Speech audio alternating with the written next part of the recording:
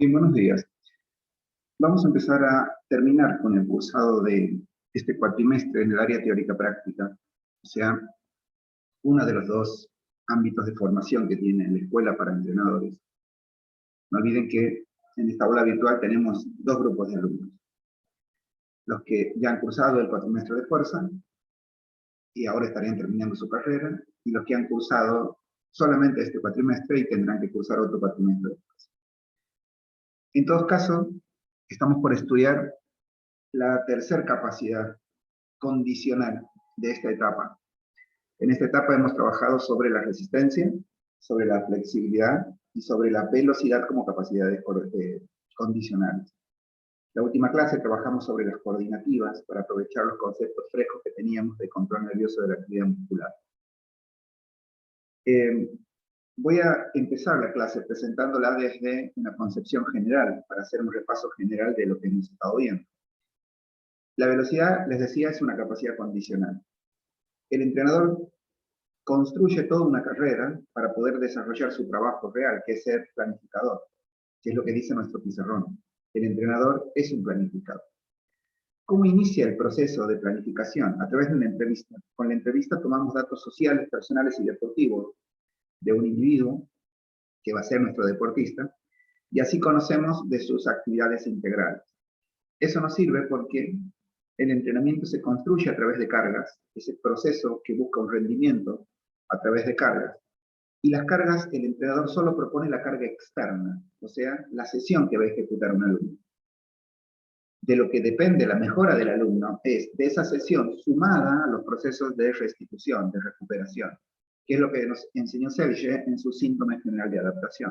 La supercompensación es un momento de la recuperación del deportista. Conocer la vida social, personal y deportiva del alumno nos permite deducir su desgaste, sus hábitos alimentarios, su pauta de descanso, y de esa manera elaborar sesiones, o sea, estímulos que sean específicos para el deportista. De allí la entrevista y obviamente también la sesión de reconocimiento motor, que es el momento en el que reconocemos la motricidad del alumno y de allí deducimos el nivel de capacidad motora con el que va a empezar el alumno.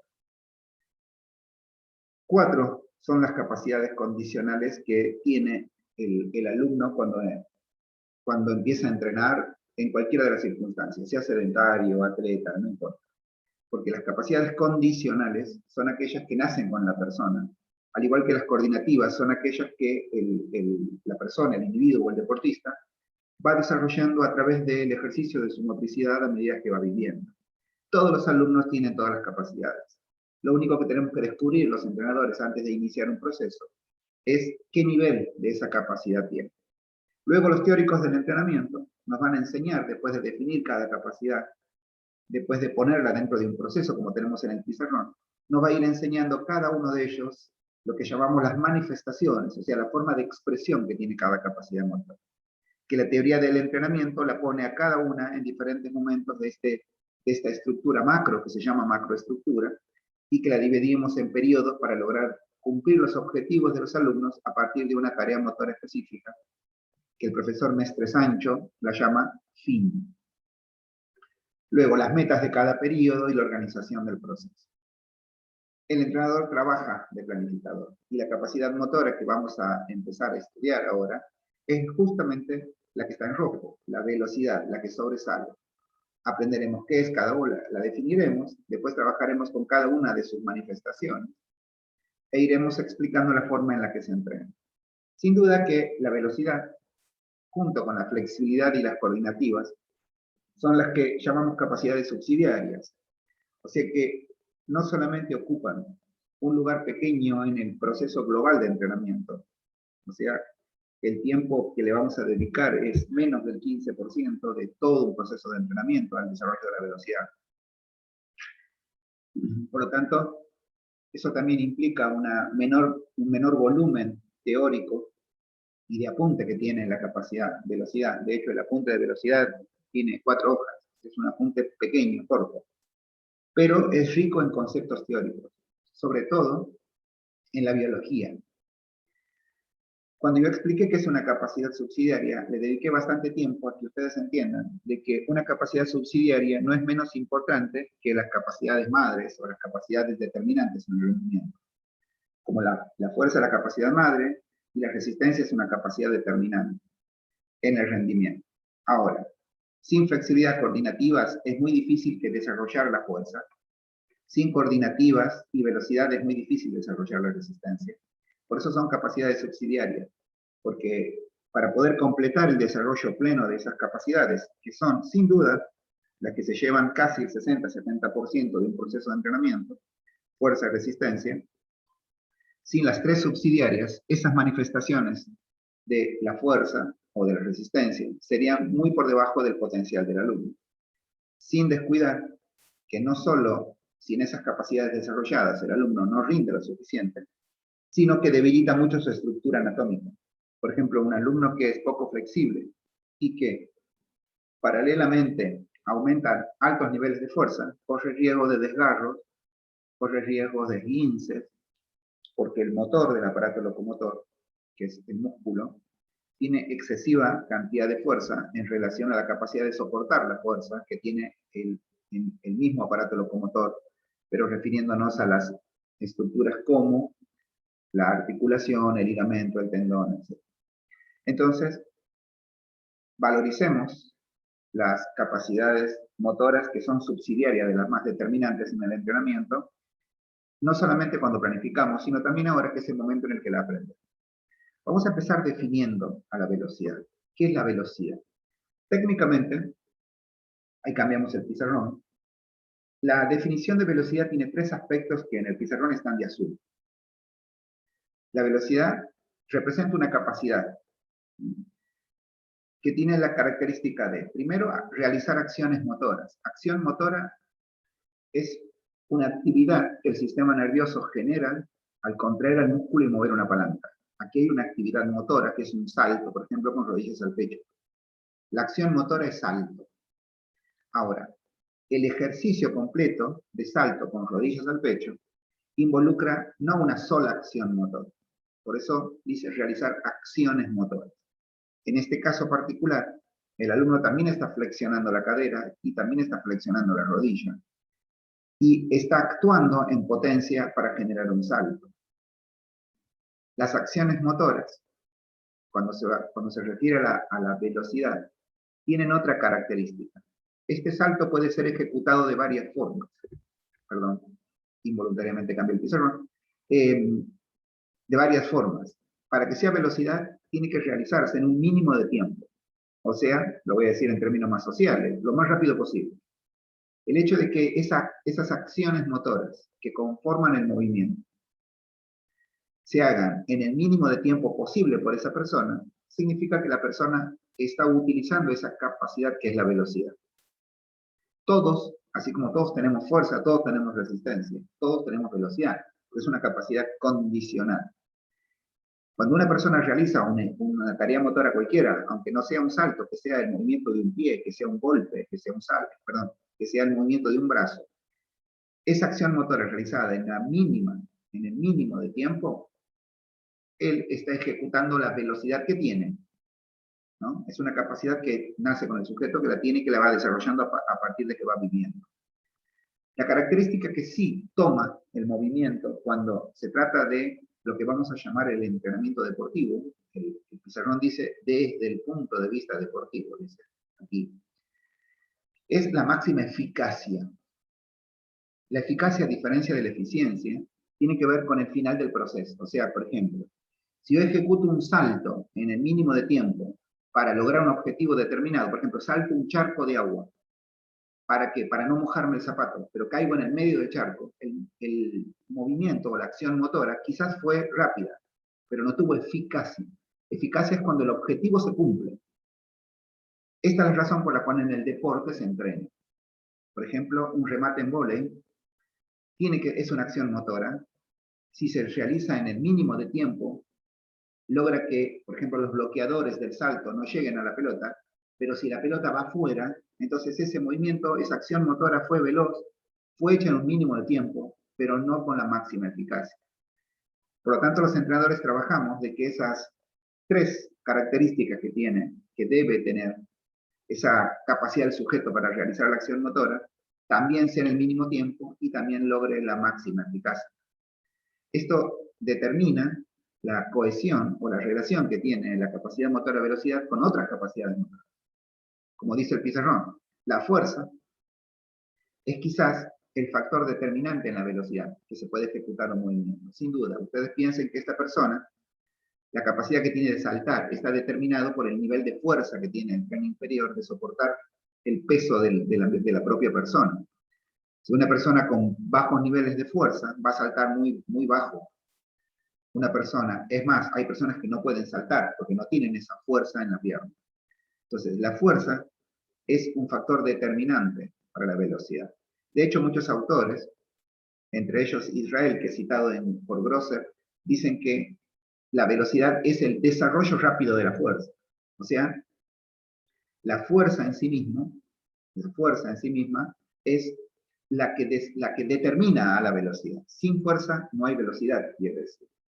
Por eso es que siempre el tiempo que transcurre entre la realización o no de un movimiento sencillo, como por ejemplo este salto, depende de la fuerza en que se use la fuerza.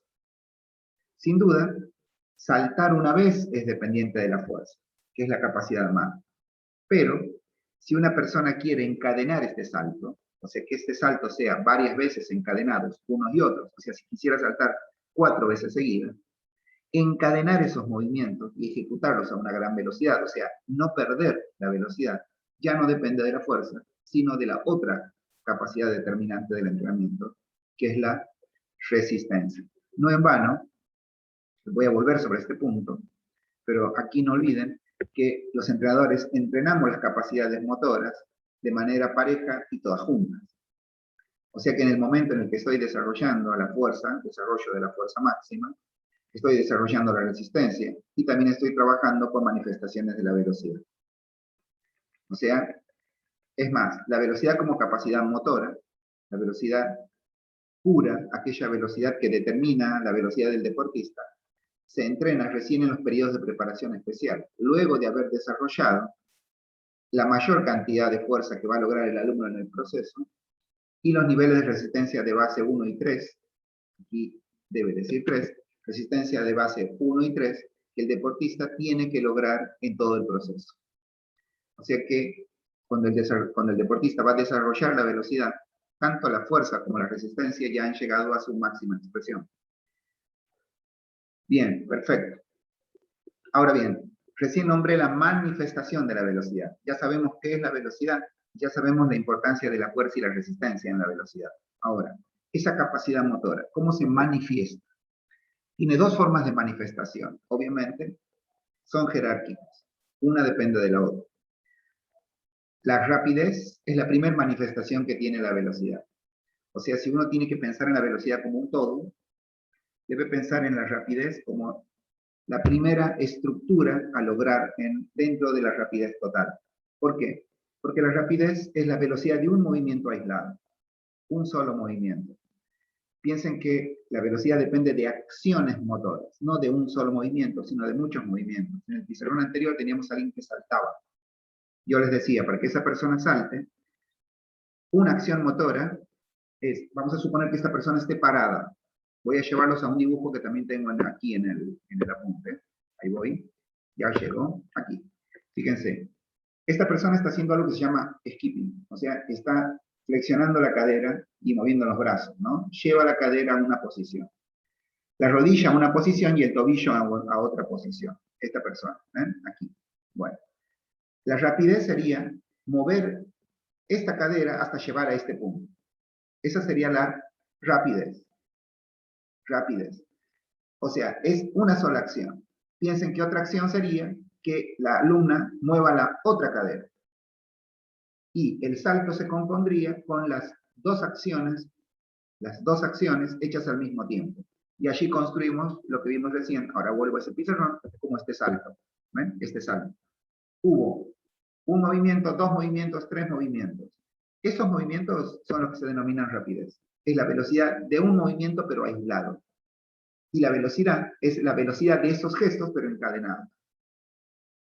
Ahora bien, la rapidez propiamente dicha, dentro de la rapidez, se distinguen dos aspectos, que juntos van a formar lo que se llama el tiempo de ejecución, o también llamado tiempo de reacción. Uno de ellos, la rapidez, uno de los que compone la rapidez, es el tiempo de reacción motora, el tiempo de reacción, que es el momento en el que la persona reacciona de manera simple ante una orden que él previamente conoce. A eso se llama tiempo de reacción simple. Pero nosotros le podemos dar al tiempo de reacción una dificultad. Sería que la persona decida sobre muchos movimientos el que más le conviene hacer. Ese sería el tiempo de reacción discriminativo. Luego del tiempo de reacción viene un segundo tiempo, que es la velocidad de un movimiento simple. Ahí estaría el movimiento simple, es el del skipping que dije antes. Dos skipping formarían el salto. Aquí estamos. O sea que para que el alumno ejecute esto de manera encadenada, lo cual sería la velocidad, primero tenemos que preparar, vamos al primer pizarrón, en un tiempo de reacción simple, o sea que levante rápido las piernas, una pierna, después que levante rápido otra pierna.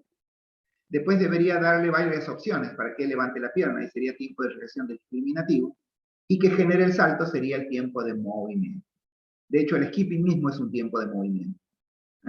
Y si querría que él haga varios skipping juntos, o varios saltos juntos, estarían trabajando ya con velocidad.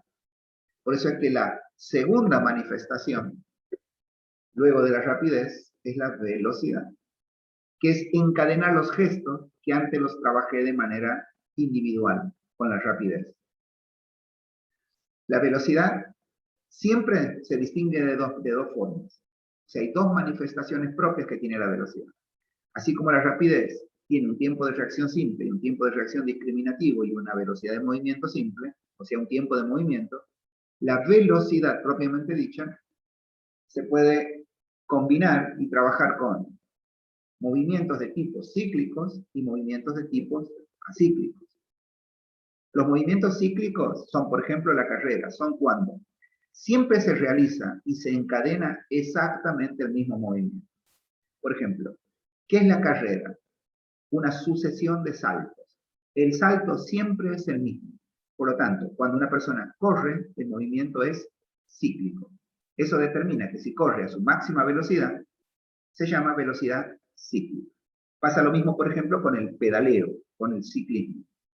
Una persona genera exactamente el mismo gesto, solo que encadenado cuando pedalea. ¿Bien? Que esa persona pedalea a su máxima velocidad, determina velocidad cíclica. Ahora bien, ¿qué es un movimiento acíclico? Es cuando los patrones de movimiento cambian. Por ejemplo, ir de un cono a otro, saltar, correr hacia atrás, correr hacia adelante. O sea, generar un circuito de trabajo en el que le pongo un conos en forma de cruz a mi alumno, y él tiene que ir de un lugar a otro. Los patrones de movimiento son distintos, por lo tanto el movimiento es acíclico. Ir hacia adelante, ir hacia atrás, ir hacia los costados, a diferencia de una carrera o por ejemplo, del pedaleo, son movimientos acíclicos. Si lo hace a su máxima velocidad, estaríamos hablando de velocidad de movimientos acíclicos. Al igual que la rapidez, como la manifestación básica, cambio el pizarrón, que tiene tiempo de reacción simple, discriminativo y tiempo de movimiento, no solamente tienen momentos para ser entrenados, sino que unos son la base de otros. La velocidad cíclica determina el aprendizaje del sistema a generar acciones motoras en la menor unidad de tiempo y de forma más eficaz. La eficacia en realidad se logra gracias al aprendizaje individual de los movimientos que voy a encadenar. Por ejemplo, si yo quiero que un alumno sea bueno corriendo, o sea que la acción motora de correr sea eficaz, lo primero que voy a enseñar son los movimientos que permiten el salto. Significa que voy a hacer tiempo de reacción simple, le voy a dar movimientos conocidos como levantar las piernas, como saltar al alumno, para que luego lo convierta en discriminativo, luego lo convierta en tiempo de movimiento, y por último, como estoy formando un corredor en el periodo de preparación especial, le enseñe técnica de carrera. Cuando aprende la técnica de carrera, que es la técnica de ejecución, que está dentro de las capacidades coordinativas, recién puedo darle tareas de velocidad cíclica, porque es la carrera. Igualmente, ya vamos a analizar un poco más adelante que dentro del plan, aunque esté formando un deportista cíclico como el corredor, tiene que entrenar también su velocidad acíclica, porque la velocidad acíclica le permite al corredor completar un proceso de formación física, solo que le dedico mucho menos tiempo. Lo mismo pasa, por ejemplo, con un jugador de vóley, de fútbol, de básquet. La mayoría de los deportes son deportes acíclicos, lo cual no quiere decir que el alumno que es un deportista de un deporte acíclico no entrene la velocidad cíclica, la entrena. Tiene que completar su formación física, solo que el tiempo que le dedica es menor. Aquí están las manifestaciones puestas dentro del proceso y están determinados por el tiempo jerárquico. Adaptar para la velocidad al cuerpo es enseñarle suficientes movimientos para que reaccione de manera simple. La rapidez, el tiempo de reacción simple forma parte de la rapidez. Lo mismo que el tiempo de reacción discriminativo, que es cuando el alumno no sabe el movimiento que tiene que ejecutar. Y luego está el tiempo del movimiento, que es el que mejor podemos identificar. Es el momento en el que el alumno genera la acción determinada. Una vez que termina esta etapa del desarrollo de la rapidez, el alumno está en condiciones de desarrollar la velocidad. Va a empezar por la cíclica y terminará con la acíclica. ¿Bien? Esas son las manifestaciones. Vamos a empezar a referirnos a cada una de ellas de manera individual. Empezamos obviamente por la rapidez. Lo primero que tenemos, se lo planteé antes, es el tiempo de reacción. Ese tiempo de reacción es el tiempo, aquí está el gráfico, el tiempo de reacción es el tiempo que transcurre entre el inicio de un estímulo, fíjense que hay un esquema fisiológico de estímulo. Todo esto se supone que estudiamos en el cuatrimestre, control nervioso de la actividad muscular. Entonces, ya sabemos de qué estamos hablando. En esta región, aquí está el telencéfalo, está el diencéfalo, el mesencéfalo, el metencéfalo, que es donde está el cerebelo, que está aquí, donde está el cursor en este momento. Aquí está el cerebelo. Y esta es la médula oblongada o médula espinal. El estímulo siempre lo recibe una placa sensitiva, siempre. Es la placa sensitiva que está aquí, la que recibe, aquí está la placa sensitiva, es la que recibe el estímulo. Las placas sensitivas pueden estar en varios lugares. Por ejemplo, si mi entrenador se para detrás mío y me dice que cuando me toca la espalda tengo que saltar, está tocando uno de los analizadores, que es la piel. Y la piel tiene placas sensitivas. Lo mismo si fuera que me dice que tengo que hacer, entraría por mi oído. Todas las informaciones que ingresan al sistema, siempre, ingresan por una placa sensitiva. La placa sensitiva está asociada, siempre está asociada con una neurona sensitiva. Esa neurona sensitiva lleva la información al asta dorsal de la médula. No olviden que la médula tiene dos astas. La dorsal es donde se alojan las neuronas sensitivas, las que reciben informaciones aferentes, informaciones de la periferia del sistema nervioso. Y el asta ventral, que es la que está ahora graficado con este colorcito azul aquí, es la que envía la información eferente. En el asta ventral de la médula son neuronas motoras, que llevan la información a todo lo que sale de la periferia. O sea, sale del sistema nervioso central hacia la periferia. En este caso, como tiene que ver con un movimiento, hacia el músculo. El tiempo de reacción, todo el tiempo de reacción, pero fundamentalmente el tiempo de reacción simple, es el que separa la excitación sensorial, eso se da cuando la placa sensitiva recibe el estímulo, desde allí hasta que la persona recibe, o el individuo que va a realizar, recibe la información. El pizarrón dice, es el que separa ese tiempo de reacción, la excitación sensorial, de una respuesta motriz, o sea, la actividad muscular, que está aquí, que el sujeto ya conoce de antemano, o sea que en el programa motor ya está grabado. Por ejemplo, un tiempo de reacción simple se hace siempre sobre movimientos o ejercicios que el alumno ya sabe, ya lo tiene que tener dentro de su programa motor. No olviden que los programas motores se graban dentro del telencéfalo, en el sistema nervioso central. Entonces, se divide en 5 fases, que aquí están escritas y aquí están explicitadas. Todo se entrena. No olviden de Selye. Todos los estímulos rompen la homeostasis, producen estrés, un shock. Luego de procesos de recuperación, se produce la supercompensación o mejora.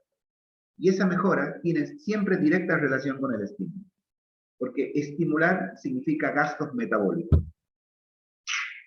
Y el gasto metabólico implica una restitución metabólica.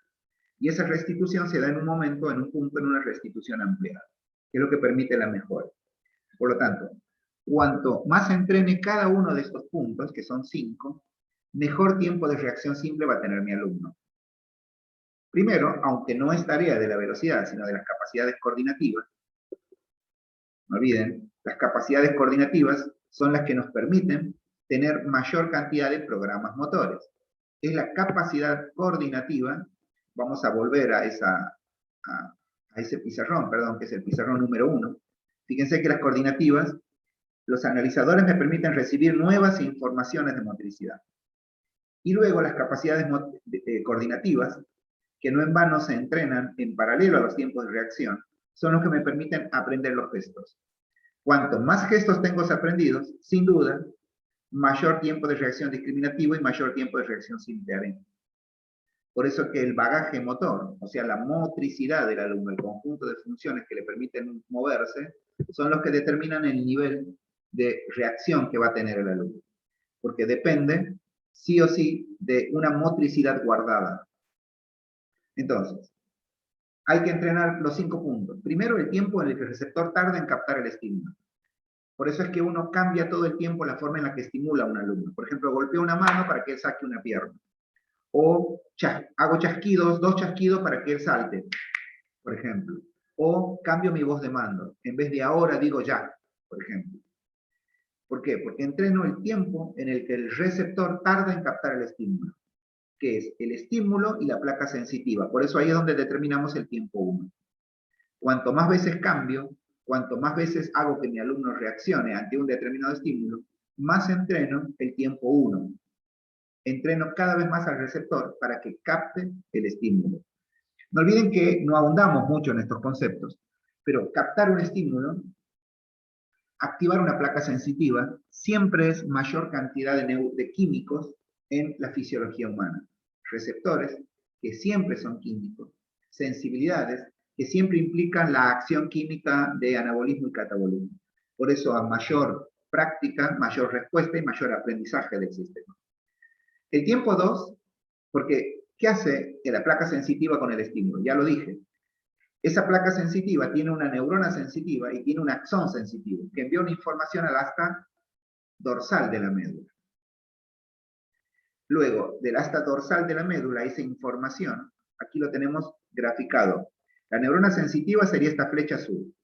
Ahora, esta flecha, que está aquí, que va hacia arriba, de otro color, creo que es fucsia, esta flecha que va hacia arriba, que es el tiempo 2, es el tiempo que el estímulo tarda en recorrer lo que se llama la vía aferente. La vía aferente empieza en la placa sensitiva, sigue por la médula y termina a donde están los programas motores. O sea, termina aquí. Termina en el telencéfalo, ahí. El movimiento, digamos que nace en la placa sensitiva, pasa por el asta dorsal de la médula y llega al telencéfalo. Esa es, de manera bien específica, podríamos decir así, lo que llamamos la vía aferente, placa sensitiva hasta el telencéfalo. Todo eso se entrena. O sea que un alumno, cuando yo le digo que haga X tarea, que salte, por ejemplo, o que toque un color, o que toque algo en una pared, que le pongo 3 elementos para tocar, yo le digo que toque uno de los elementos.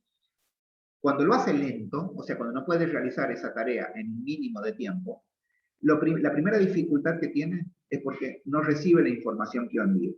Se la entrena. La segunda dificultad que tiene es que tarda en llegar esa información que él tiene en la placa sensitiva hacia buscar el programa motor.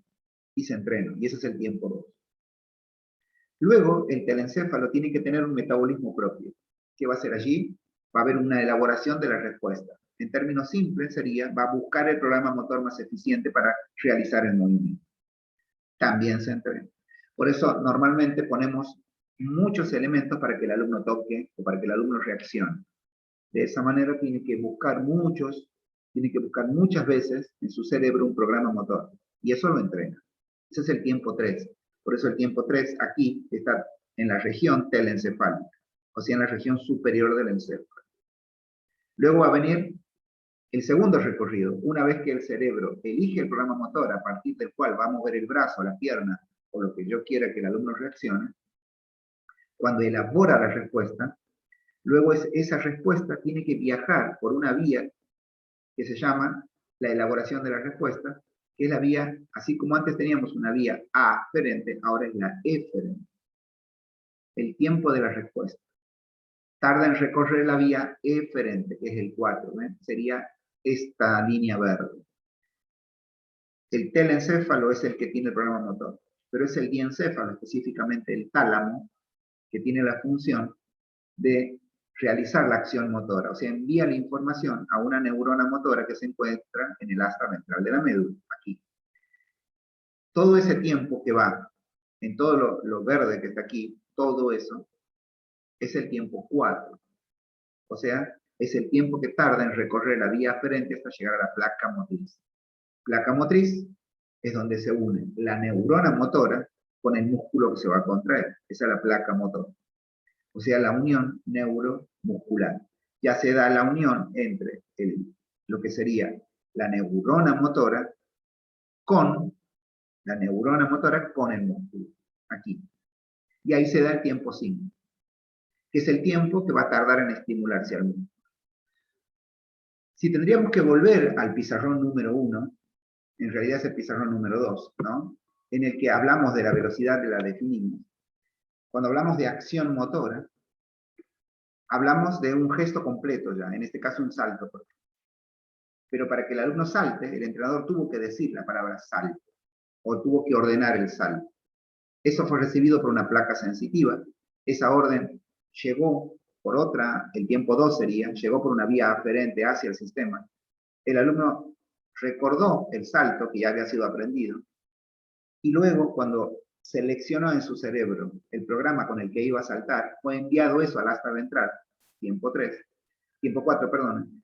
El tiempo 5 es cuando se realiza el movimiento.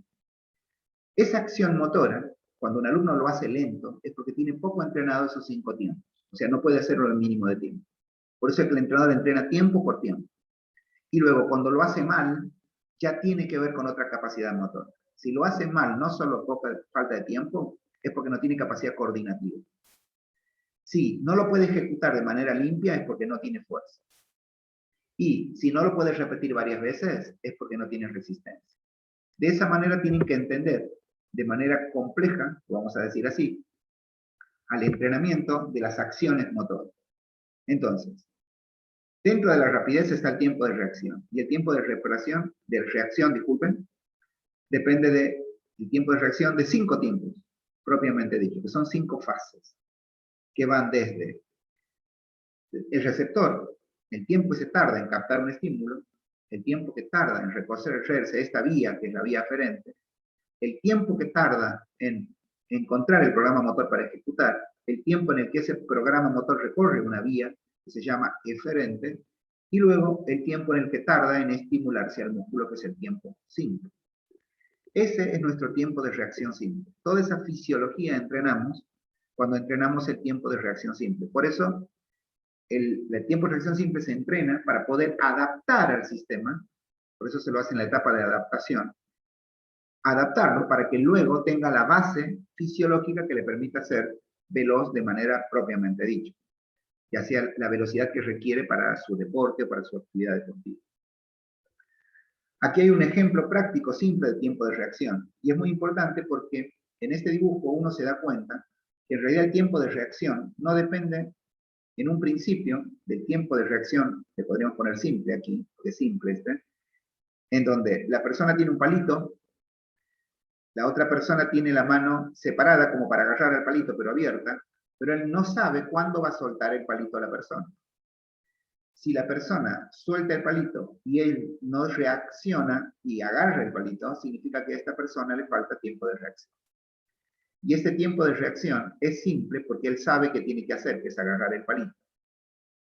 Si en este caso la persona tendría un palito en una mano y en la otra mano una pelota de tenis, y él tendría las dos manos también puestas listas para recibir ya sea un palito o una pelota de tenis, sería discriminativo porque su cerebro no sabría hasta que ella suelta qué va a soltar la persona, si el palito o la pelota de tenis. Y ahí el tiempo de reacción sería discriminativo. Aquí es tiempo de reacción simple, en este ejemplo. Esto también nos da otra pauta. La capacidad de reaccionar del cerebro no siempre se le entrena solo a atletas. Piensen que esto, la persona para poder hacerlo, entrena los 5 tiempos de la reacción simple, todos ellos, y no necesita ni fuerza, ni resistencia, ni velocidad. Lo podría hacer una persona de tercera edad tranquilamente o un niño.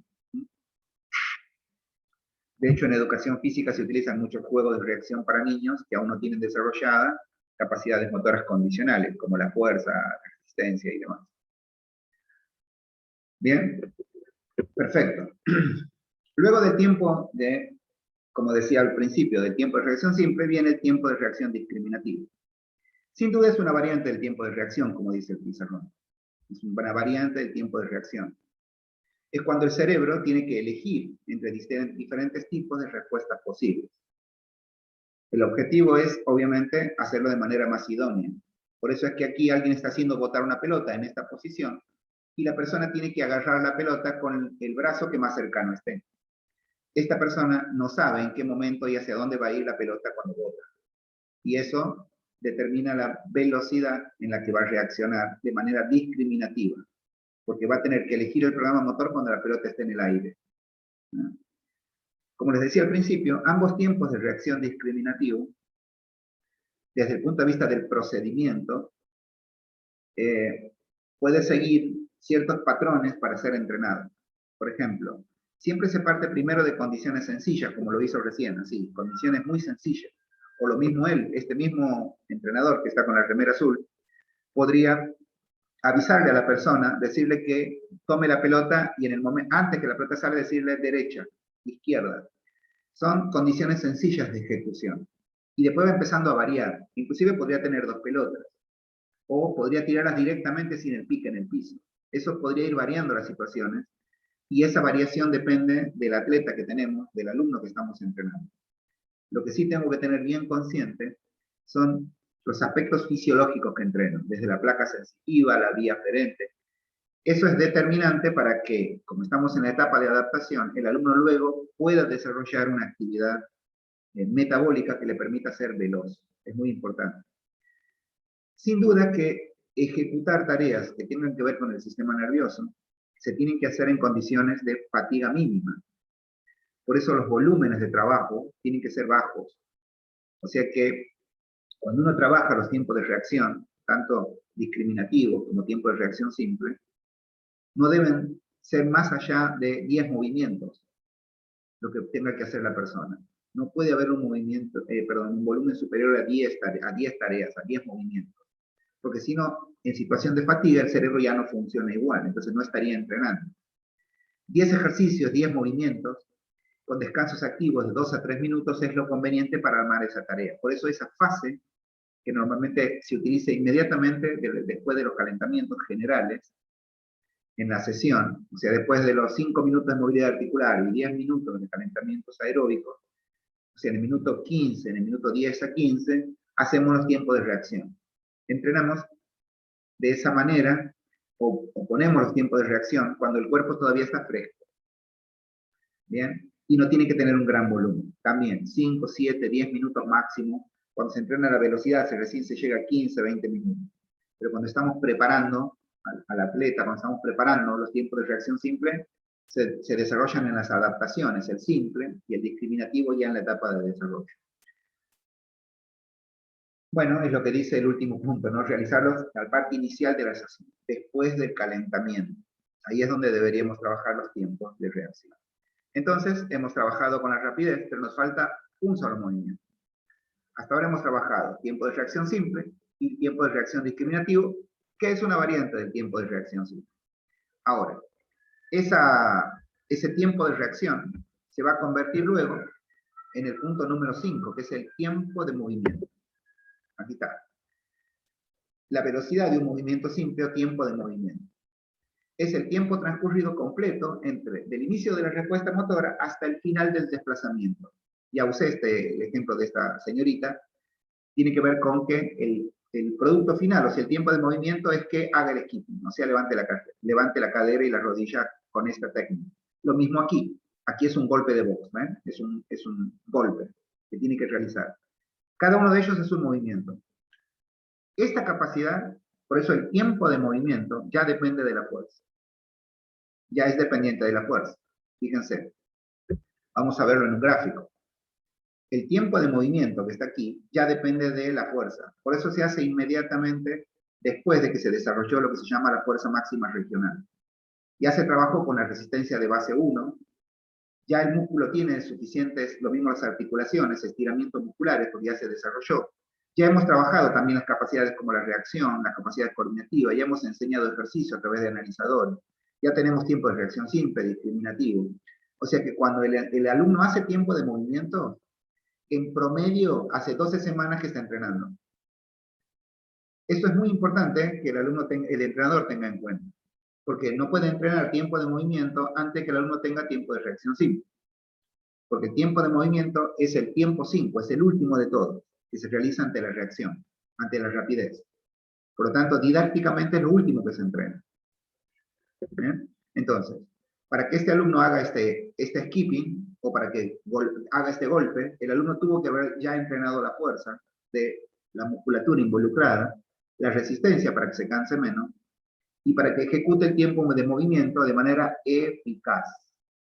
Por eso, el tiempo de movimiento depende de la fuerza acá. Por eso es que la evolución es paralela. Y si es que tiene resistencias, que no es el caso, si aquí tuviera una muñequera, por ejemplo, aquí una tobillera, tendría que tener también mayores niveles de fuerza, porque tiene una resistencia superada. Otra cosa importante, por eso que también se entrena junto con las coordinativas, es la técnica de ejecución. La técnica es un aspecto importante. Fíjense qué bien que ejecuta el skipping esta alumna y qué bien que hace el golpe de box esta alumna. Por lo que el grado de experiencia es significativo. Cuando yo ya planifico el tiempo de movimiento, tengo que tener muy en claro aquí con qué ejercicios hice la coordinación, con qué hice los estiramientos musculares, con qué medio desarrollé la resistencia de base 1 y los ejercicios que elegí para la fuerza máxima. Tiene que ver con que la técnica es determinante para el tiempo de movimiento. Como el movimiento tiene que ser en la menor unidad de tiempo, todos los músculos tienen 3 tipos de fibras, las llamadas rápidas, las lentas y las intermedias. Bueno, el tipo de fibra muscular dominante en los tiempos de movimiento, sin duda, son las fibras rápidas, también llamadas FT, porque es las siglas en inglés. Fast, rápido, twist fibras, son las fibras rápidas. Sin duda que el mejor tiempo de movimiento se hace cuando son esas las fibras que mejor han entrenado. Ya las estimulamos cuando trabajamos con los tiempos de reacción simple y discriminativo, y las desarrollamos cuando trabajamos la fuerza. El entrenamiento del tiempo de movimiento siempre está determinado por la capacidad de coordinación y el desarrollo técnico específico del deporte. Conclusión básica tomada de este esquema, ¿no? Este esquema. Por eso es que cuando entrenamos, y así presenté la capacidad de velocidad, todas las capacidades motoras tienen sus manifestaciones y tienen su utilidad dentro de los procesos de entrenamiento. Cuando uno quiere mejorar esta capacidad de movimiento, los ejercicios deben cumplir ciertas características. Primero, y aquí está la importancia de las demás capacidades motoras. La velocidad tiene que ser máxima o submáxima. O sea, un alumno lento no puede entrenar el tiempo de movimiento. Y un alumno es lento cuando el entrenador no tuvo la atención de, primero, trabajar las capacidades motoras como la fuerza, la resistencia, la flexibilidad y la coordinación. Y segundo, porque no hizo tiempo de reacción simple y tiempo de reacción discriminativa. Quizás es porque no sabía cómo iba a trabajar el tiempo de movimiento y es un error de planificación, dado que aquí en la meta tendría que estar el ejercicio ya, que el alumno va a trabajar. Por eso tienen una correlación dinámica los medios que utilizo en el desarrollo para cada capacidad. Bien, entonces, siempre tienen que estar ejecutados a velocidad máxima o submáxima. Y es un error metodológico que el alumno no pueda moverse, por ejemplo, los alumnos, las alumnas en este caso, en estos dos movimientos, si fueran lentas para hacerlo, es porque no les entrené la fuerza, la coordinación, la flexibilidad, la resistencia, y porque no las hice ejecutar tiempo de reacción simple y discriminativo previamente. ¿Bien? Obviamente, al ser la menor unidad de tiempo, sus ejercicios tienen que ser breves. No se utilizan ejercicios muy complejos, tienen que ser simples, breves. Lo conveniente es que no tengan carga externa, y si tienen, como dije recién, en el caso de la que está pegando, una muñequera, y en el caso de la que está levantando la pierna, podría ser una tobillera de 1 kilo, de 2 kilos, pero no más. Y fundamentalmente, ya lo dijimos antes, los ejercicios no tienen que ser realizados en altos volúmenes, porque realizar ejercicios en alto volumen es fatigar al deportista, y los trabajos de velocidad no se hacen en altos niveles de fatiga, tiene que estar descansado, por eso se hace inmediatamente después de los calentamientos generales. Hemos trabajado entonces con la rapidez y con los 3 elementos que la componen, el tiempo de reacción simple, el discriminativo y por último el movimiento. Fíjense que tanto en su apunte como en la clase está bien didáctico, es la forma en la que utilizamos. Y también está aquí vista la relación que hay con el desarrollo de las otras capacidades motoras y con la forma en la que cada una de ellas se adapta. Cuando termina la adaptación del alumno, así como se adaptó anatómicamente para la fuerza, de manera funcional para la resistencia, tiene un muy buen nivel de movilidad articular general y específica para la flexibilidad, ya está familiarizado con todos los analizadores, también ya tiene muy desarrollada los tiempos de reacción simple, pero bien específico con los tiempos. O sea, ya entrenó el tiempo 1, el tiempo 2, el tiempo 3, el tiempo 4 y el tiempo 5. Ya puede realizar el tiempo de reacción discriminativo, porque ha estado entrenando las capacidades coordinativas y sin duda ya aprendió más gestos. Esos gestos aprendidos le va a permitir discriminar en su cerebro para elegir un programa motor. Y luego, ya desarrolló las capacidades, va a trabajar sobre el tiempo de movimiento, que es lo último que vimos. Ya entrenó la rapidez en el periodo de preparación general. Ahora viene la velocidad. La velocidad, a diferencia de los tiempos de movimiento, o los tiempos de reacción, no es universal. Tiene que ver con la tarea motora del deportista. Por ejemplo, el tiempo de reacción simple de un basquetbolista, de un voleibolista, o de un jugador de otro deporte, son exactamente iguales. Son exactamente iguales, no tienen diferencia, porque la reacción se hace en el cerebro. Lo mismo el tiempo de reacción discriminativo y el tiempo de movimiento. Muchos entrenadores ya el tiempo de movimiento lo centran en el deporte del alumno. Por ejemplo, podríamos decir que esto es para la chica que está aquí arriba, la alumnita, es para una corredora, un corredor, este ejercicio, y esto es para un boxeador. Podemos decirlo, no quiere decir que así sea, ¿no? De hecho, este tipo de movimientos para fijar la postura del tronco también es bueno para un corredor. Lo mismo esto para un boxeador, digamos. Okay. Pero hay una tendencia en el entrenamiento a que el tiempo de movimiento también es una forma de ganar tiempo, ya tenga que ver con el deporte o la actividad física específica del alumno, a lo que llamamos fin los entrenadores. No tiene por qué ser así, es más, no debería ser así. A veces es así por una cuestión de tiempo, pero no debería. Cuando digo no debería, ¿a qué me refiero? A que los periodos de preparación general, por definición técnica, que lo creó la escuela rusa, es para que el alumno sea multilateral, o sea que las tareas motoras que utilizamos para desarrollar los medios de todas estas manifestaciones de las capacidades deberían ser distintas al fin. Deberían.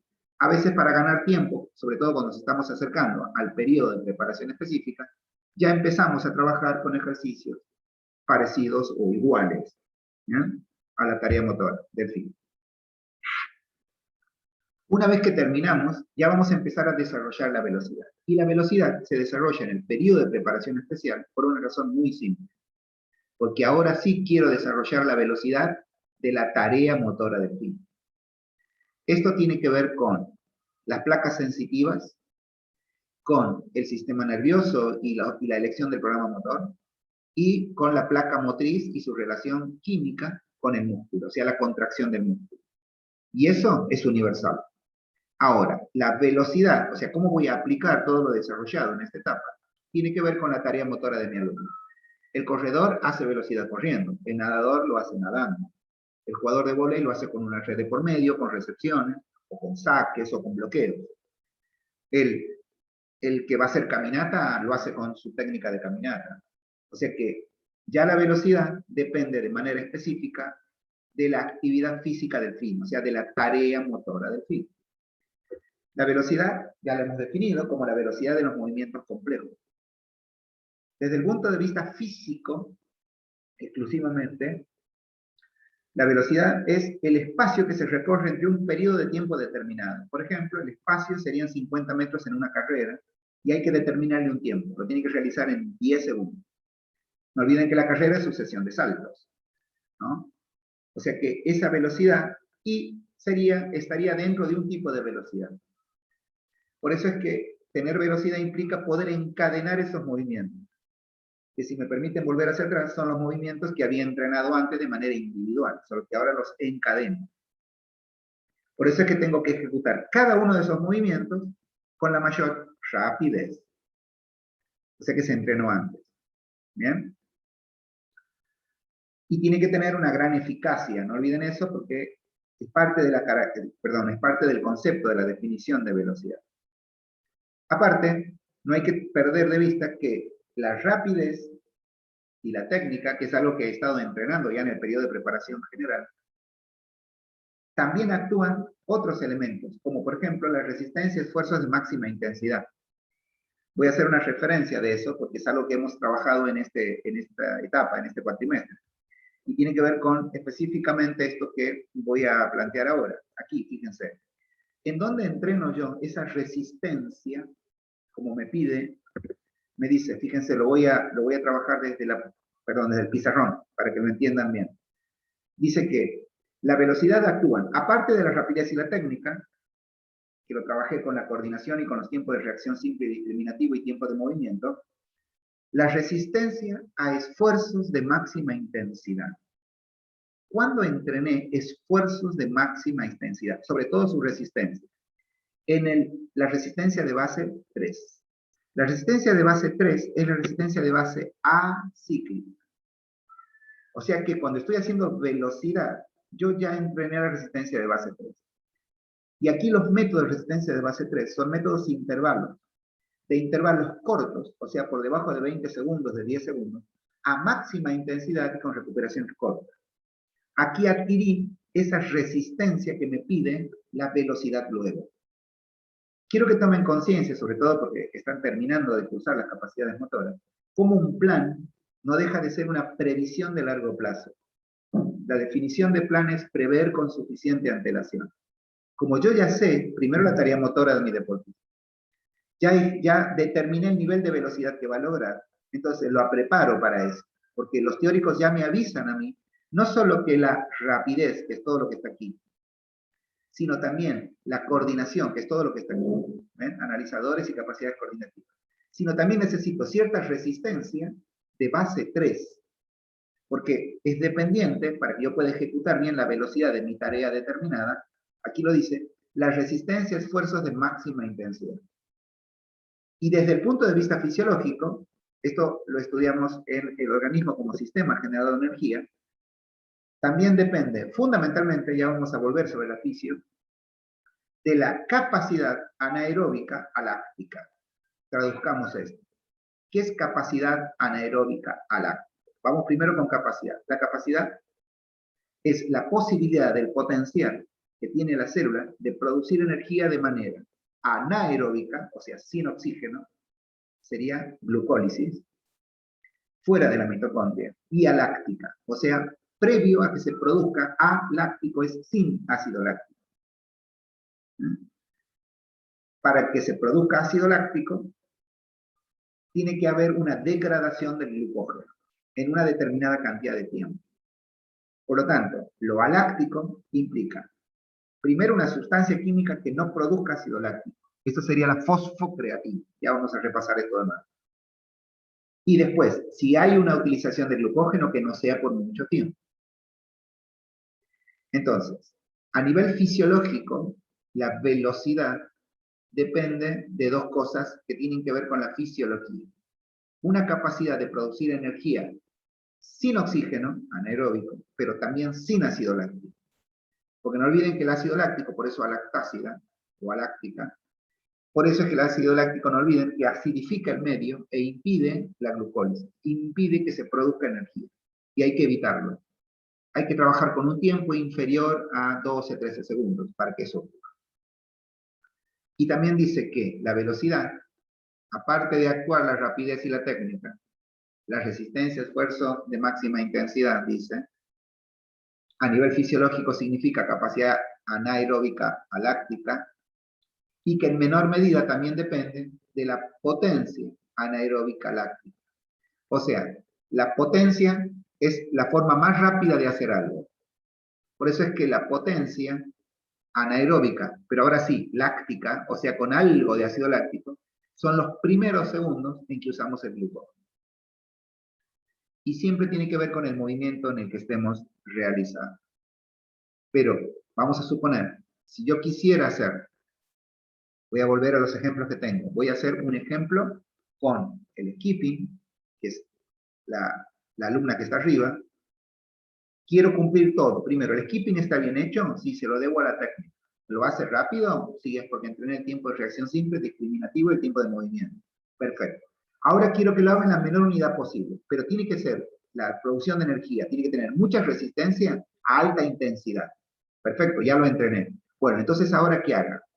Vamos a suponer que cada pierna subir y bajar le lleva 1 segundo. Entonces tiene que ser 10 segundos, por lo tanto, 10 veces. Va a ir gastando ATP, o sea, va a gastar la energía. Y a los 4 segundos va a dejar de usar el ATP, pues se acabó. Y va a empezar a usar la otra sustancia química, que es la fosfocreatina. Y va a estar 5 o 6 segundos con fosfocreatina. Si está bien entrenada, la tiene. Por lo tanto, utilizó la capacidad anaeróbica, porque sin oxígeno, aláctica. Y ahí para y tiene una pausa. Y ahí recupera. Pero vamos a suponer que yo quiero que no haga 10 segundos, sino 18 segundos. Hasta los 12-13 segundos va a utilizar la fosfocreatina. Se va a acabar, porque la teoría dice que a los 15 segundos se acaban los fosfatos. Entonces, ¿qué va a utilizar? El glucógeno muscular, lo que llamamos glucólisis rápida. ¿Cuánto tiempo lo va a usar? 3, 4, 5 segundos. Entonces va a ser láctico, obvio, va a producir ácido láctico, pero mucho no. Entonces no se acidifica el medio. Eso es lo que quiere decir la teoría cuando me dice que utilice la potencia anaeróbica láctica. ¿Bien? Y según el movimiento, en este caso fue el equipo. Entonces, luego dice que a la hora de hablar de velocidad debemos distinguir entre dos manifestaciones claramente diferenciadas de la velocidad. La velocidad puede ser de movimientos cíclicos, ya hablamos de ello, y la velocidad de movimientos acíclicos. Volvamos sobre los conceptos. Los cíclicos también se conocen como la velocidad frecuencial. No olviden que cuando lean velocidad frecuencial es lo mismo que decir movimiento cíclico. ¿Por qué? Porque implican, ven, aquí está el ejemplo, es una carrera obviamente, bien definida, porque todos estos movimientos que están inclusive dibujados al lado del deportista que él hace para correr, para trasladarse, son todos lo mismo. Por eso realiza el mismo movimiento con una determinada frecuencia. Y cada vez más rápido. Por eso es una velocidad frecuencial o movimiento cíclico. Esa frecuencia de movimiento, esa coordinación, velocidad o velocidad de base, es lo que determina un movimiento cíclico. Sin duda, va a depender el movimiento cíclico de factores psíquicos, como dice el apunte. No olviden que psíquico refiere a la potencia psíquica, o sea, la capacidad del cerebro de resolver situaciones. Tiene que ver con la anticipación y la voluntad y la concentración. 3 aspectos no manejados, se podría decir, de manera voluntaria por las personas. Por eso se lo entrena. Después tenemos factores nerviosos, ya neuronales, que tienen que ver con la capacidad que tiene el sistema nervioso de utilizar la masa muscular. A eso se le llama reclutamiento y se entrena con la capacidad motora fuerza.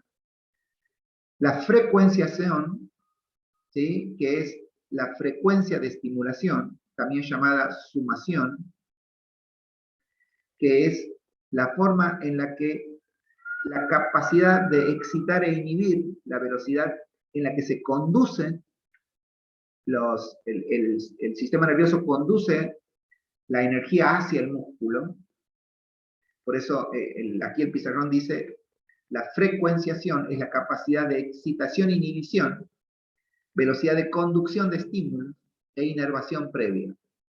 ¿En dónde? En los músculos esqueléticos. Ahora, ese músculo esquelético tiene que tener también tipos de fibra, velocidad contráctil del músculo, viscosidad, temperatura del músculo, elasticidad.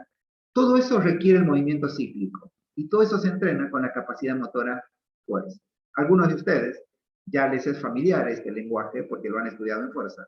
Otros lo van a empezar a estudiar a partir del próximo cuatrimestre, o sea, de la próxima etapa. ¿Bien? Pero son todos conceptos que se entrenan en la fuerza. Por eso la velocidad es tan determinante de la fuerza. Para generar movimientos cíclicos, o sea, velocidad frecuencial, es la fuerza la que lo entrena. Y obviamente, aunque les parezca mentira, también tiene que ver con la velocidad, la elasticidad de los músculos, la elasticidad de los tendones, porque tiene que ver con la velocidad en la que uno ejecuta los movimientos. Y obviamente el nivel táctico. Por otro lado, la otra velocidad es la velocidad de los movimientos acíclicos. El movimiento cíclico es cuando la velocidad frecuencial se realiza el mismo patrón motor, solo que se los encadena. En cambio, el acíclico, y aquí hay un ejemplo, hay una escalerita aquí, en donde el alumno tiene que realizar diferentes tipos de movimientos, porque son movimientos diferentes, pero también encadenados. Aquí eran movimientos similares, pero encadenados. Aquí son distintos. En mi ejemplo anterior yo hablaba de conos, de saltos, pero esto, como tiene varias líneas, ¿ven? Las escaleritas, uno puede cambiarle el patrón motor al alumno. Que salte hacia un costado, que salte hacia atrás, que entre con una pierna, que entre con dos piernas a las canaletas.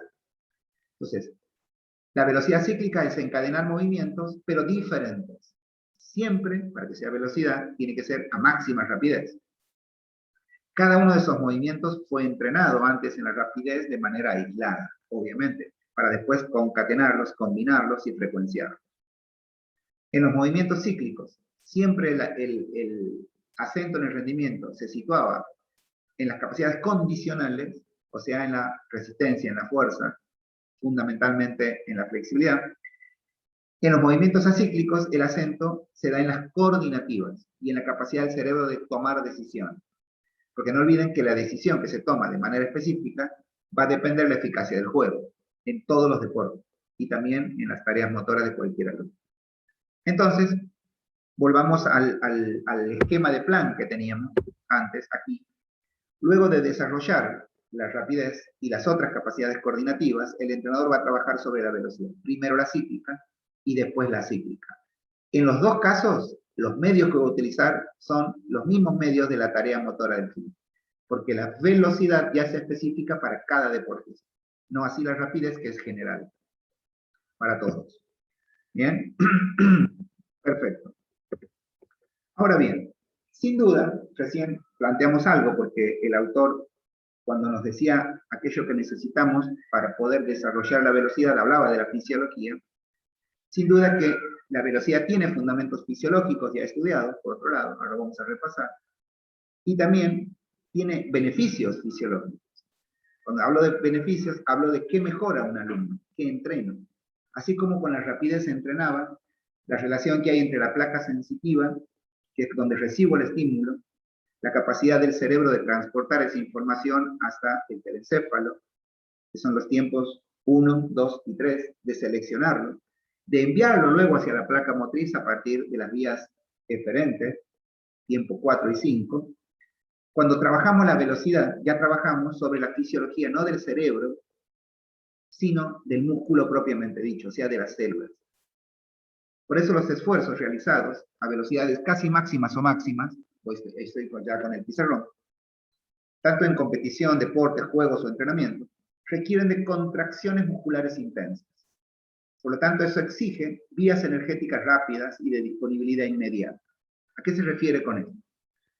Cuando nosotros estudiamos las vías de energía, estudiamos que eran tres: el ATP-PC, el sistema glucolítico y el sistema oxidativo. Las más rápidas, sin duda, es el ATP-PC, porque produce energía hasta 15 segundos a máxima posibilidad. Es aláctico, no produce ácido láctico hacia ese momento. También es anaeróbico porque no necesita de oxígeno, que es lo que veíamos antes. Y esas vías energéticas son las que se utilizan cuando se trabaja a la velocidad. Siempre la energía proviene, segundo párrafo, del ATP, siempre. Es el tercer enlace químico del ATP. Esto lo tenemos aquí en un gráfico, que ahora lo vamos a ver. Ya lo trabajamos ese gráfico. El único compuesto químico con energía suficiente para contraer un músculo está en el ATP. O sea, un músculo solo se contrae con esa sustancia química llamada ATP, que es la sigla de adenosín trifosfato. Bien, ¿sí? Este sustrato en la célula, si uno lo utiliza a máxima intensidad, se agota entre 2 y 4 segundos.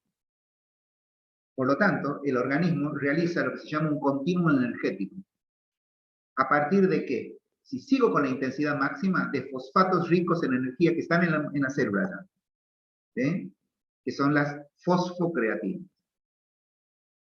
Estos compuestos son sustancias químicas que ya están en la célula. Esa es la razón por la cual me pueden dar energía rápidamente. ¿Bien? Ya están allí. Pero se acaban rápido. Así como la ATP se acaba a los 4 segundos, la fosfocreatina puede durar 8 o 10 segundos más. Por lo tanto, entre los 12 y los 15 segundos se acabó. Por lo cual, en situaciones donde el esfuerzo continúa más allá de los 12 segundos, se deberá acudir al ATP resintetizado, pero a partir de la glucólisis muscular, glucogenólisis en realidad. O sea, tengo que degradar glucógeno muscular, a lo que la fisiología llama glucólisis rápida, para diferenciarlos de la degradación de la glucosa que viene de la sangre, a lo que se llama glucólisis lenta. ¿Bien? Y va a ser con el glucógeno, no ya con la fosfocreatina, que va a permitir ese continuo para dar esa resíntesis, o sea, la reformación del ATP para poder utilizarlo. Esto lo estudiamos después de este pequeño repaso, en este gráfico, cuando estudiamos el sistema de ATP-PC. Estudiamos el sistema de ATP-PC y estudiamos este gráfico. Primero estudiamos que la fosfocreatina es un fosfato rico en energías, ven que está aquí, dentro de la célula, está en la célula. O sea, nosotros tenemos fosfocreatina de reservas en las células, de la misma manera que tenemos ATP. Solo que la reserva de ATP es hasta 3 veces menor que la reserva de fosfocreatina. Y tiene normalmente una relación que es proporcional. Por ejemplo, un alumno que tiene 3 segundos más o menos de reserva de ATP tiene 12 segundos de reserva de fosfocreatina. ¿Cómo se degrada la fosfocreatina? A partir de una enzima que se llama creatinquinasa. La creatinquinasa ataca la fosfocreatina y lo que hace es dividirla, aquí está la división, la divide en fosfatos, o sea, la divide, le saca la energía que une a la fósforo con la creatina, la divide en creatina por un lado, en fósforo por el otro, se queda con la energía, esta energía se pega al ADP, y el ADP y forma ATP.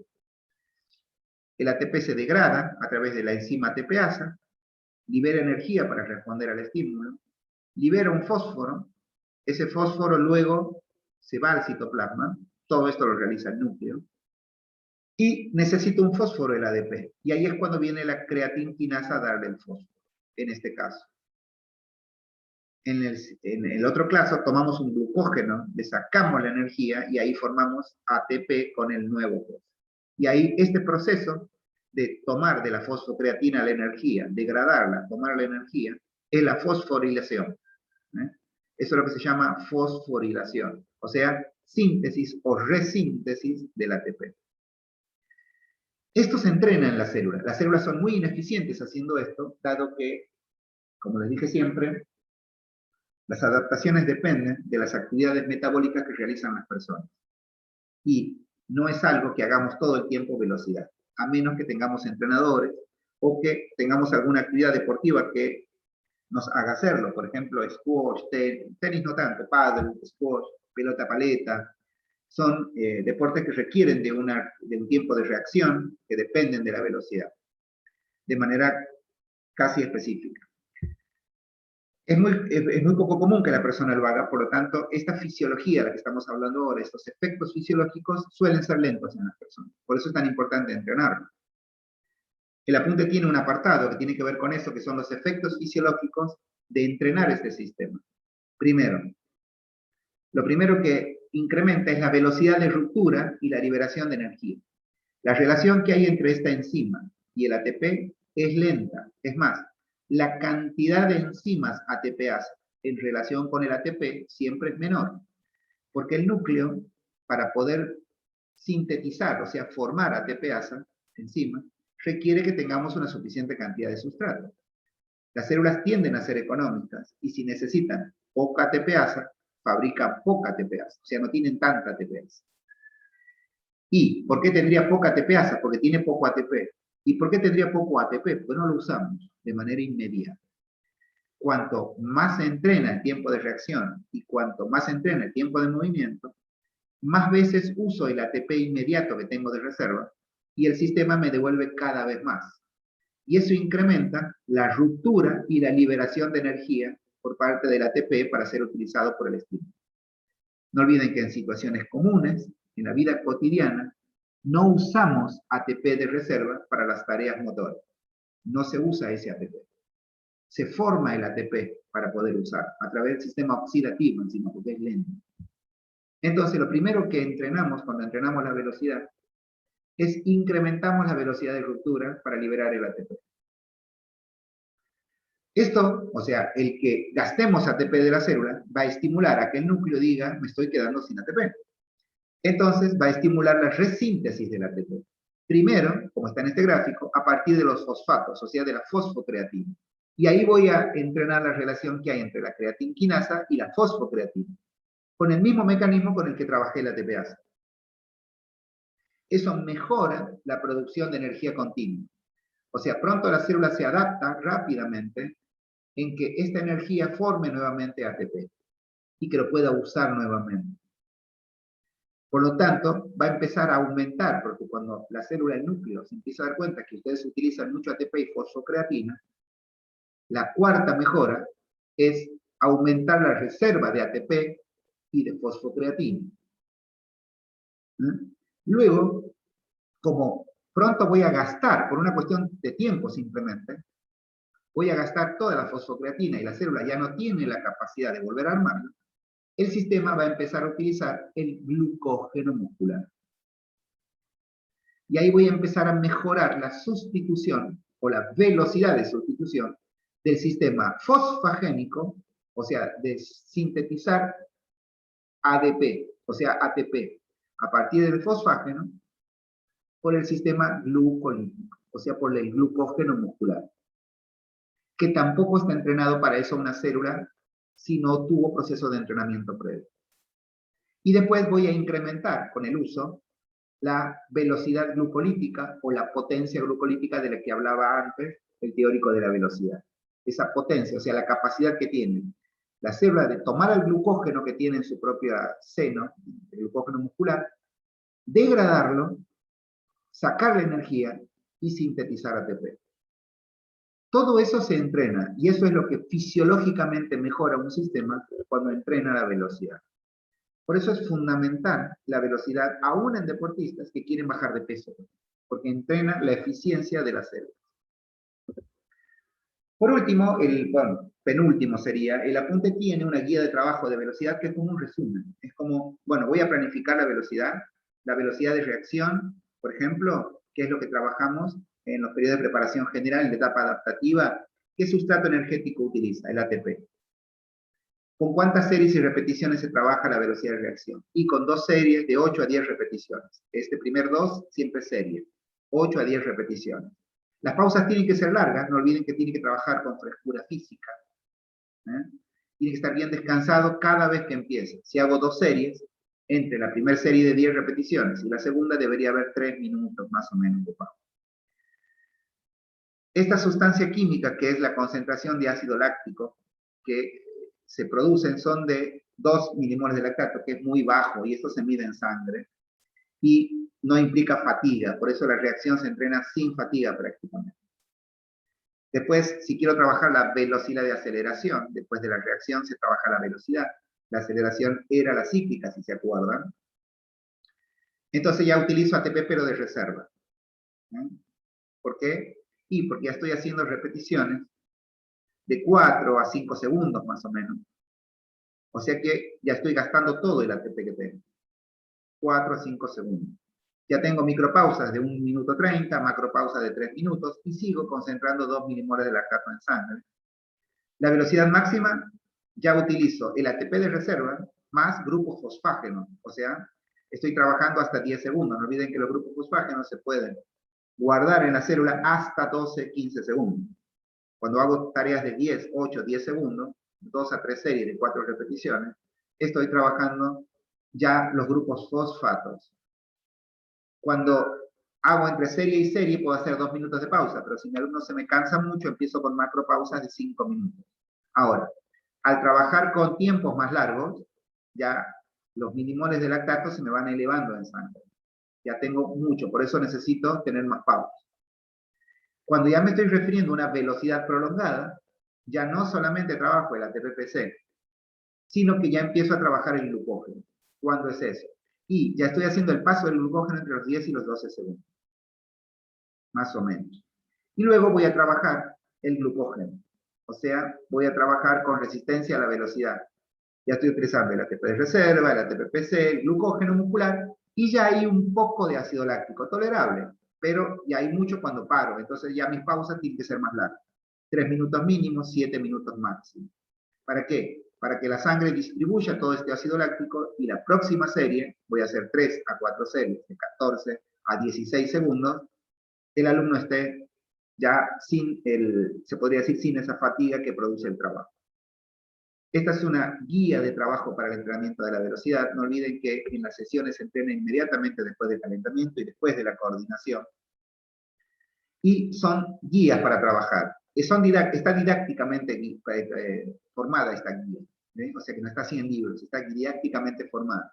Es para que ustedes siempre vayan sabiendo que se empieza por la reacción, aquí es donde tienen que trabajar tiempo de reacción simple, discriminativo, movimiento, la aceleración, la velocidad máxima, la prolongada y la resistencia a la velocidad.